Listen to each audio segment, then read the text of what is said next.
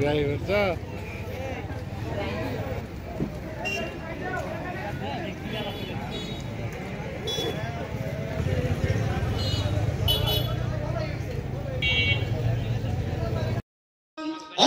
কৃষকরা ন্যায্য মূল্য পাবো, সকল ফসল সুন্দরভাবে ফলাফল। আমরা কৃষকরা না খেয়ে থাকতে হয়, আমরা সার রাষ্ট্র ক্ষমতায় অধিষ্ঠিত হয়। আর আমরা কৃষকরা সার কীটনাশক কৃষক কেমনে বাঁচবো? কৃষক বাঁচতে গেলে আমাদের যে ফসল উৎপাদন করি লাভ করে লাভকে ঋণ করে ফসল ফলাতে হয়, ফসল শেষে তাদের জমি বিক্রি করতে হয়। আমরা ভরপুর আমাদের ছেলে মেয়েদের লেখাপড়া করাতে গেলে অনেক খরচ হয়, সেটাকে আমরা সঠিকভাবে দিতে পারি না।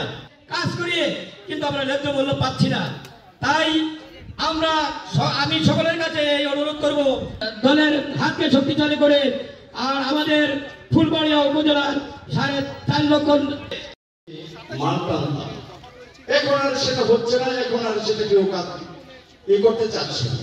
খোঁজার জন্য আমার মনে হয় এখনো আমি আমার দলের ভারপ্রাপ্ত যদি সে মনোনয়ন পায় আর আমরা সকলেই করিম সরকারকে সুন্দরভাবে জয়যুক্ত করে এই ফুলবাড়িয়া উপজেলায় উন্নয়নের জল যেন বয়ে আনে এই আশাবাদ ব্যক্ত করে আমি আমার সংক্ষিপ্ত কথা শেষ করছি। আসসালামু আলাইকুম।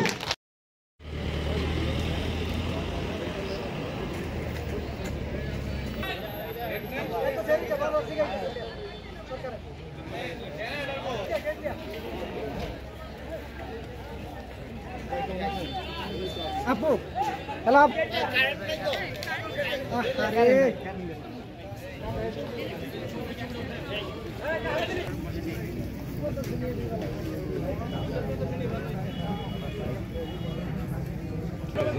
হ্যালো আজকের সম্মানিত সভাপতি যারা আছে ওনার কাছে, ওনার মাধ্যমে আমি আমাদের চেয়ারম্যান মহোদয়কে আগামী যদি বিএনপি রাষ্ট্র ক্ষমতায় আসে, যেই উন্নত আমাদের কৃষিপূর্ণ যাতে আন্তর্জাতিক বাজারে 6 লাভ করতে পারি, যেমন যে আমরা ইতিমধ্যে লালচিনি কি পাইছি আমরা যে এই অঞ্চলের লেবু আমরা যাতে আন্তর্জাতিক বাজারে বিক্রি করতে পারি, বিষয়গুলোতে তাদের সাথে সহযোগিতা করতে পারিনি এতদিন। নতুন ভাবে এই কথাগুলোই বলেছেন, কৃষি সংস্কার নিয়ে তিনি বারবার উচ্চারণ করেছেন এবং আমরা সবাই মিলে আসলে এগিয়ে যাব আশা করি। সময়টা দীর্ঘ 16 থেকে 17 বছর, এটাই কথিত যে আমরা নিজেদের অধিকার বাংলাদেশ বিনির্মাণের একটা চেষ্টা চলছে। আসন্ন নির্বাচনের পরে আমাদের সরকার 23 সালে তিনি 31 দফা কিন্তু তৈরি করে দিয়েছিলেন। সেখানে 27 নম্বর দফাতে তিনি কৃষকদের থেমেছিল, যেটা কৃষি খাতের জন্য কাজে লাগবে, কিন্তু সেগুলোর কাজগুলো আর হয়নি, নানান কাছে। সেই ক্ষেত্রে এখন যেহেতু আজকে তারেক রহমানের 27 দফা নিয়ে আমরা কথা বলছি, কি পরিকল্পনা চাই এবং এই পর্যায়ে একটি গান শোনারও চেষ্টা করতে পারি, যেহেতু বাংলাদেশের প্রতিটি জেলায় জেলায় প্রচারিত হবে। এই ডকুমেন্টারিটি কৃষকের কথা বলছে, সারা বাংলাদেশ জুড়ে কৃষকের কথা বলবে। আমি আজকের এই ময়মনসিংহের ফুলবাড়িয়ার এনায়েতপুরে আজকের এই আয়োজন করার জন্য আমি কৃতজ্ঞতা প্রকাশ করছি, ধন্যবাদ জানাচ্ছি আজকের অনুষ্ঠানের সম্মানিত সভাপতি জনাব আব্দুল করিম সরকার সাহেবকে এই অনুষ্ঠানটি আয়োজন করার জন্য। আমি চাই আপনারা জনাব তারেক রহমান যে স্বপ্ন দেখেছেন সেই স্বপ্নকে বাস্তবায়ন করার জন্য আপনাদের উপর একটি দায়িত্ব রয়েছে বন্ধুগণ।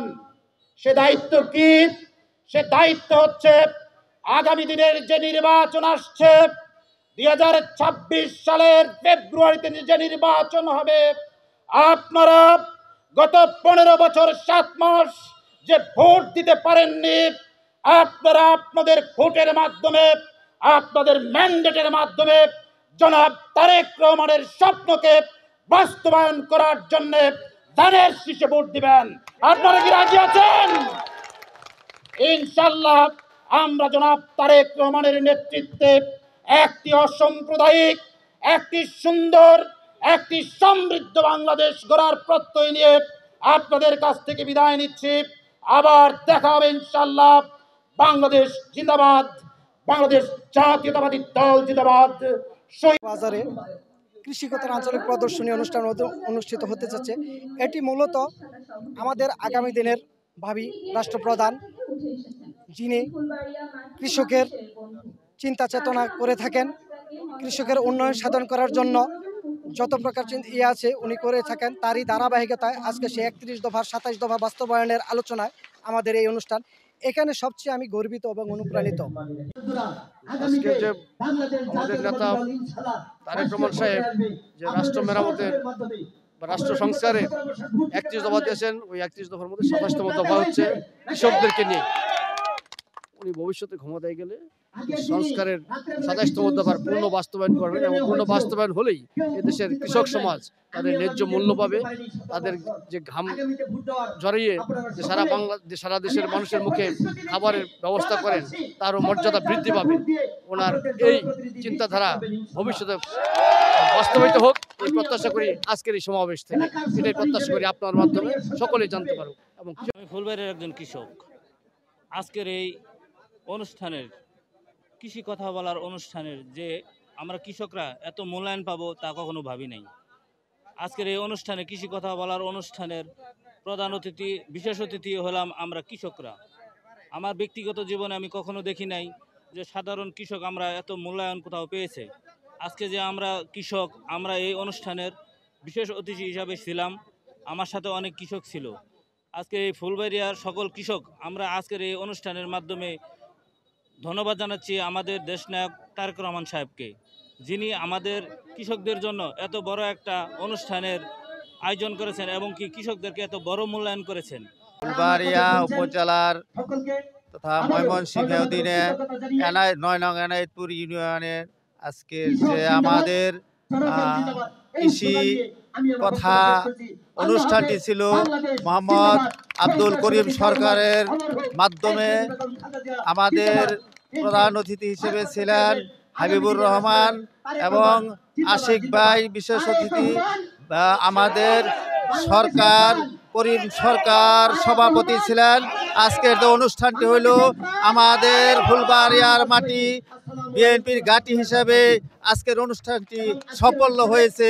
কৃষি কার্যের বিষয় আমরা যে আলোচনা করেছি, আমরা এই জনাব তারেক রহমান আমাদের রাষ্ট্রনায়ক হিসেবে আগামী দিনে ফুলবাড়িয়ার এমন এক জনপদ যেখানে সকাল শুরু হয় কৃষকের কুদাল চালানোর শব্দে, আর সন্ধ্যা নামে জমিতে দাঁড়িয়ে প্রার্থনা ভঙ্গিতে তাকানো কৃষকের দৃষ্টিতে। এই জনপদের প্রতিটি মানুষের হৃদয়ে মাটির গন্ধ, ধানের সুবাস, গরুর গরিমা আর খাটুনির ঘাম মিশে আছে।